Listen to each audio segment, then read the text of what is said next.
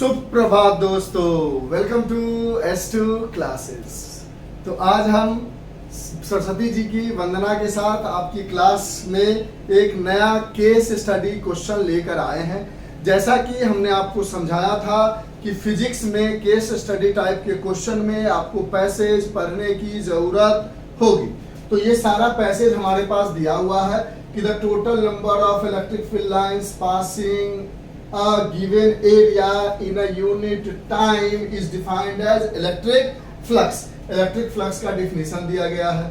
फिर हमारे पास ये डॉटेड लाइन से इलेक्ट्रिक फील्ड बना दिया गया है और ऐसा एक सरफेस रख दिया गया है जिस सरफेस का एरिया वेक्टर इस डायरेक्शन में है। कहता है जो फ्लक्स होगा वो EA cos थीटा होगा। कहता है अगर plane normal to the flow of electric field होगा तो फ्लक्स ये बन जाएगा, और अगर किसी प्लेन जो है किसी एंगल पर टिल्टेड होगा तो A की जगह A cos थीटा लिखेंगे और फ्लक्स EA cos थीटा हो जाएगा।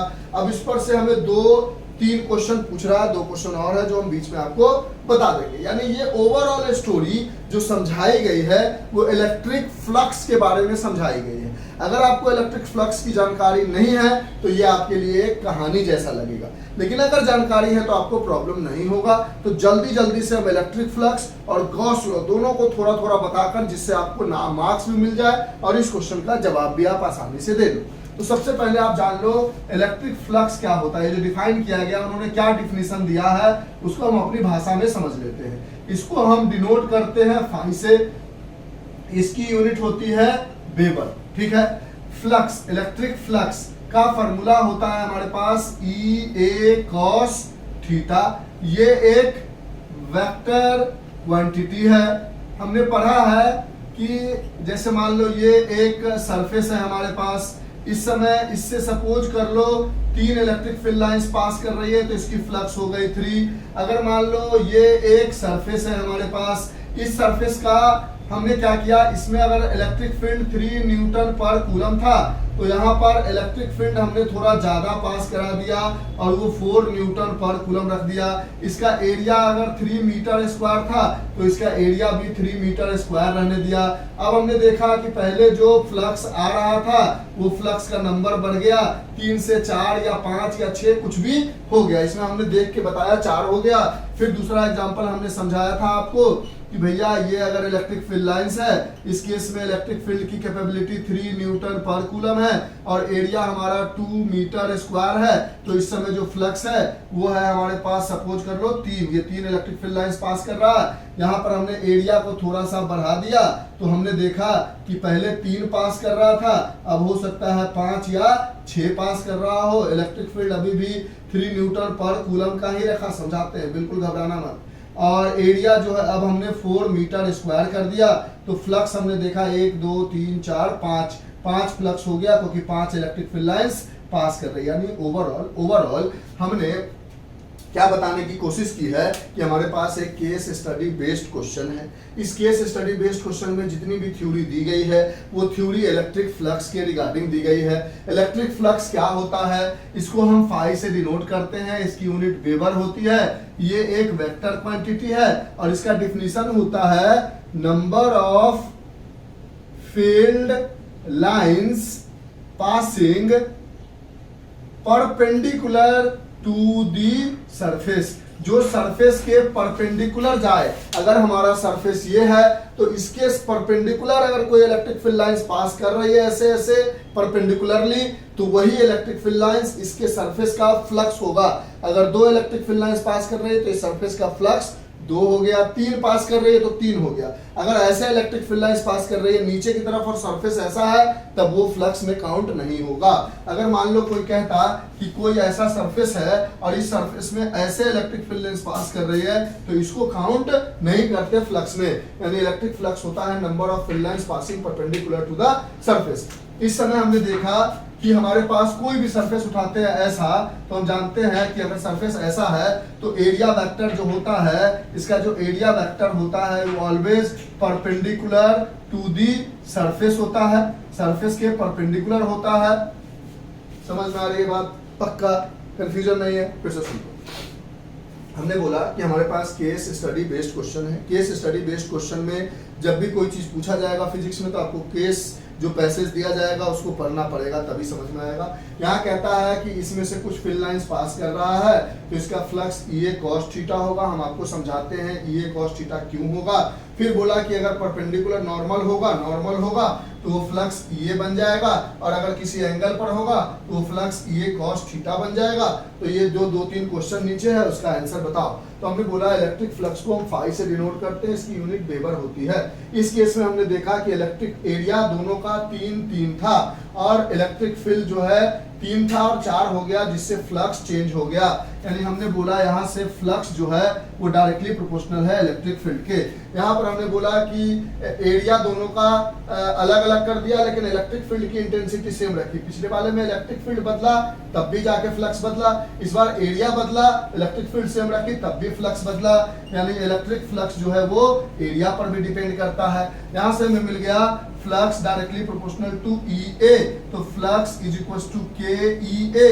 यहाँ पर जो K की वैल्यू होगी वो 1 होगी, इसलिए फ्लक्स का फॉर्मूला आ जाता है E A। इस केस में E A इसलिए आया क्योंकि हमारा सरफेस भी ऐसा था, इलेक्ट्रिक फील्ड भी ऐसी जा रही थी, और इसका एरिया वेक्टर किसी भी सरफेस का कैसा होता है उसके परपेंडिकुलर, यानी एरिया वेक्टर भी इसी डायरेक्शन में था और इलेक्ट्रिक फील्ड भी इसी डायरेक्शन में था। तो थीटा जो था वो 0 डिग्री था, यानी वो नॉर्मल जा रहा था, एक दूसरे के क्या हो रहा था, नॉर्मल हो रहा था। The plane is normal to the flow of electric field. जो प्लेन है वो इलेक्ट्रिक फील्ड के फ्लो के 90 डिग्री पर है। इलेक्ट्रिक फील्ड के जो प्लेन है वो इलेक्ट्रिक फील्ड के फ्लो के 90 डिग्री पर बन रहा है, इसलिए हमारा फ्लक्स E आया। लेकिन लोगों ने बोला, इस बात को लिख लो, समझ गए, इलेक्ट्रिक फ्लक्स की थोड़ी सी कहानी जानते भी हो, थोड़ा सा हमने भी समझा दिया कि E A cos थीटा होता है। लोगों ने बोला कि मान लो हम ऐसा कर देते हैं, हम कुछ ऐसा कर देते हैं कि हम सरफेस को सीधा सीधा ना लेके हम सरफेस को ऐसा ले लेते हैं। सपोज कर लो ऐसा ले लेते हैं,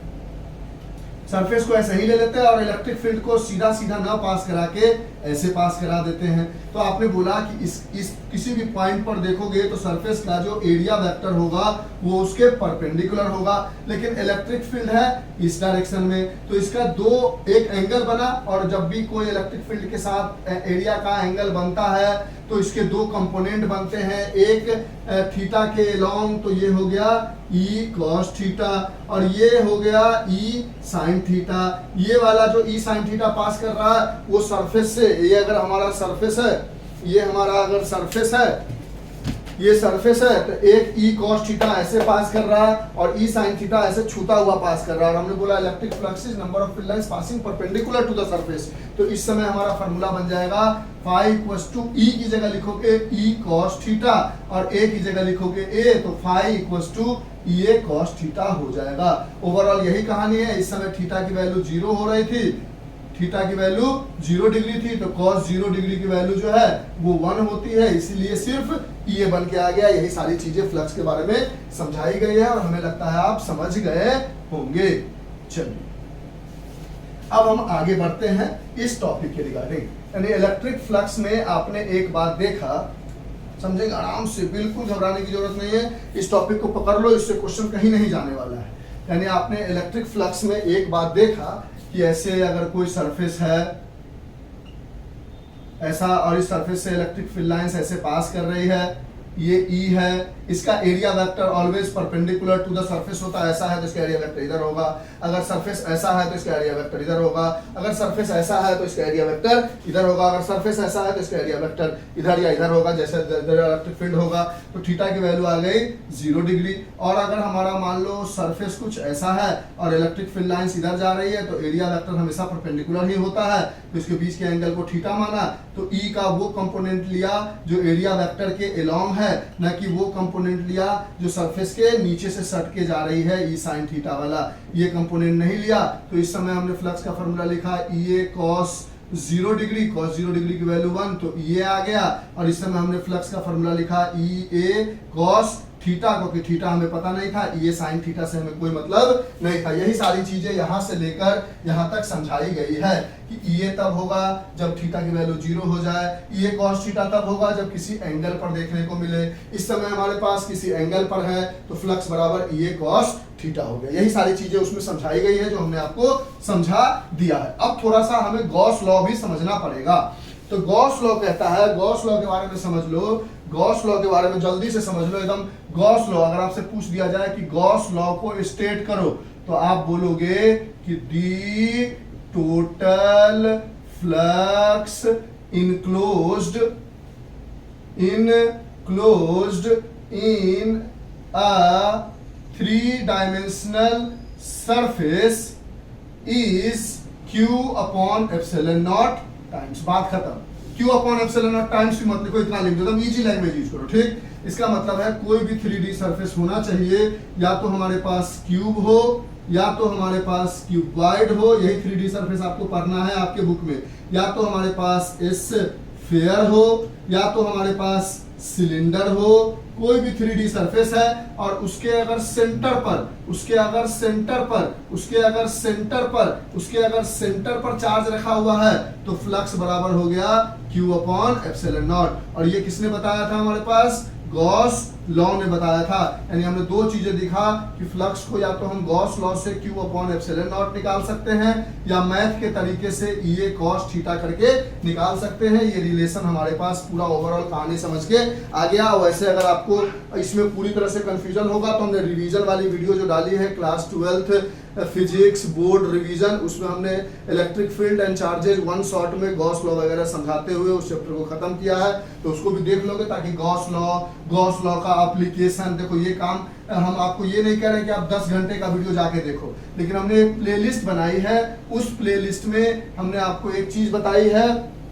अभी उस प्लेलिस्ट में 5-6 वीडियो है। उस प्लेलिस्ट में हम ज्यादा से ज्यादा 51 मिनट का एक वीडियो है, उसके अलावा सब 10-15 मिनट का वीडियो है, तो देख लोगे। 10-15 मिनट के वीडियो देखने में आपको ज्यादा प्रॉब्लम होगा नहीं, और इस तरह से आपका पूरा रिवीजन हो जाएगा। हमारी ओल्ड वीडियो देखने की जरूरत नहीं है, अभी जो रिवीजन वाली इस प्लेलिस्ट में डाली है उसी का सारा वीडियो देख लो।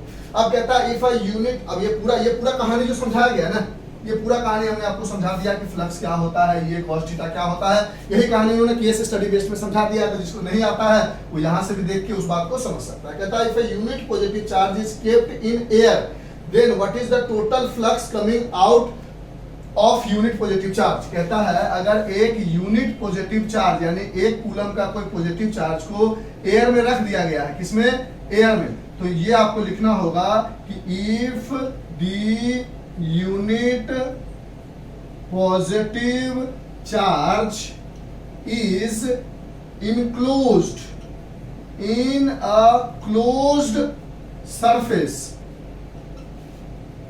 in air, अगर हवा में किसी क्लोज सरफेस के अंदर यूनिट पॉजिटिव चार्ज को रखा गया होगा, then total flux using Gauss law is Q inside upon epsilon not. और एयर में मान लेते हैं इसको हमने क्यूब के अंदर में रखा होगा, ऐसा हमने मान लिया, क्यूब के अंदर में रखा होगा हमने 1 कूलम का चार्ज यहाँ पर, ठीक है, एयर में।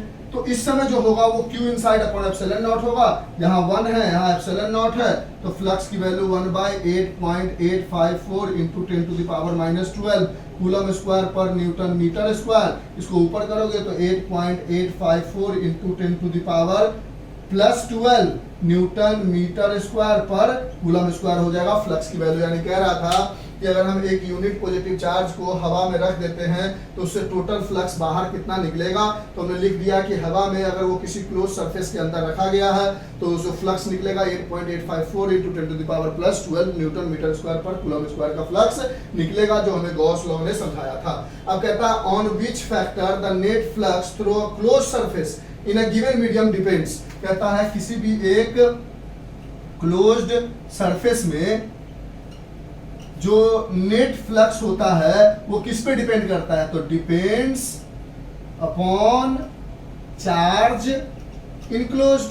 कितना चार्ज उस इनक्लोज्ड, कितना चार्ज उसके अंदर रखा गया है। देखो इलेक्ट्रिक फ्लक्स की कहानी अगर समझ में आ गई है, पढ़ा होगा तो रिवीजन में दिक्कत नहीं होगा, हमने ओवरऑल समझा दिया। गॉस लॉ में पढ़ा होगा तो दिक्कत नहीं होगा, लेकिन अगर दिक्कत हो तो एक वीडियो 51 मिनट का है इसी प्लेलिस्ट में, 5 वीडियो में बनाया अभी तक 5-6, उसमें पहला है जिसमें इलेक्ट्रिक फील्ड एंड चार्जेस का पूरा 50 मिनट में पूरा चैप्टर हमने रिवाइज करा दिया, जहाँ गॉस लॉ और इलेक्ट्रिक फ्लक्स दोनों है, तो देख लेना। ज्यादा हम देखने के लिए नहीं कहेंगे एग्जाम टाइम में, बस वो प्लेलिस्ट पूरा होना चाहिए आपका हर केस में, बाद बाकी हम यहाँ भी समझाते रहेंगे, ठीक। अगर यहाँ समझ में आ गया फिर वहां जाने की जरूरत नहीं। पहला क्वेश्चन था कि अगर एक यूनिट पॉजिटिव चार्ज को एयर में रखोगे तो बोलो एयर में रखेंगे, लेकिन अगर वो किसी क्लोज सरफेस के अंदर होगा तो गॉस लॉ से q inside upon epsilon not, unit positive मतलब 1 कूलम का चार्ज तो 1 अपॉन एप्सिलॉन नॉट की वैल्यू डाली, ऊपर आ गया, इतना फ्लक्स हो गया।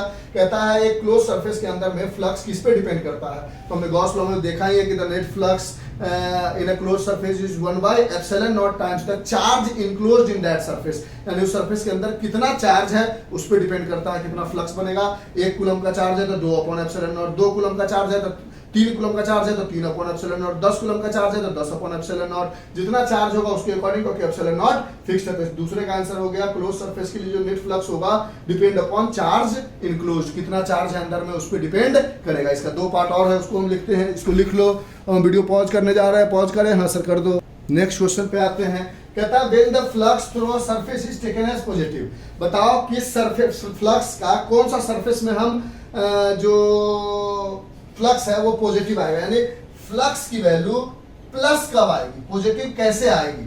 तो हमने बोला कि मान लो हमारे पास कोई क्लोज सरफेस रहा होता, हम बता देते हैं, इसका आंसर होगा if the electric field and area vector is in same direction, जहां थीटा की वैल्यू 0 डिग्री होगी तो इलेक्ट्रिक फ्लक्स बराबर होता है हमारे पास फ्लक्स बराबर ई ए कॉस थीटा, थीटा की जगह 0 की वैल्यू 1 यानी प्लस ई ए आ जाएगी। उसके लिए हम समझा भी देते हैं कि आपने पढ़ा होगा कि आपके पास अगर कोई क्लोज्ड सरफेस है, इस क्लोज सरफेस में मान लो इधर इलेक्ट्रिक फील्ड ऐसे आ रही है तो इलेक्ट्रिक फील्ड ऐसे इस डायरेक्शन में है।